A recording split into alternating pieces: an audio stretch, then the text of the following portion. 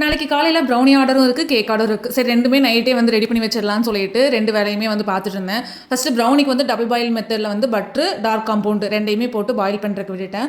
அதுக்கப்புறம் வந்து cake ready பண்ண ஆரம்பிச்சிட்டேன். எனக்கு கேக் ரெடி பண்ணுறதுக்கு தான் டைம் ரொம்ப இழுக்கு. ஆல்ரெடி இவங்களுக்கு பர்த்டேக்கு கேக் பண்ணி கொடுத்துருந்தோம். டேஸ்ட் ரொம்ப பிடிச்சி போய் சும்மா இப்போ சாப்பிட்றதுக்காக வந்து கேக் கேட்டிருந்தாங்க. க்ரீம் ரொம்ப கம்மியாகவே போட்டுருங்க, சும்மா நார்மலாக சாப்பிட்றதுக்காக தான், டிசைன்ஸ் எல்லாம் பெருசாக எதுவும் வேண்டாங்கிற மாதிரி சொல்லியிருந்தாங்க. நானும் அதே மாதிரி கேக் வந்து ரெடி பண்ணிட்டேன். இதோட ஃப்ளேவர் பார்த்தீங்கன்னா ஸ்ட்ராபெரி ஃப்ளேவர். போன தாட்டி பர்த்டேக்கு அவங்களுக்கு கேக் பண்ணி கொடுக்கும்போது பட்டர்ஸ்காட்ச் ஃப்ளேவரில் வந்து பண்ணி கொடுத்துருந்தேன். இது வந்து ஸ்ட்ராபெரி ஃப்ளேவரில் அவங்களுக்கு வந்து பண்ணி கொடுத்துருந்தேன். நம்ம வந்து ப்ரௌனி ஆஃபர்ஸ் போட்டிருக்கோம்னு சொல்லிட்டு எல்லாத்துக்குமே தெரியும். இந்த ஜூலை மந்த் ஃபுல்லாகவே ஆல் ஓவர் தமிழ்நாடு ஃப்ரீ ஷிப்பிங்கில் வந்து கொடுத்துட்ருக்கோம்.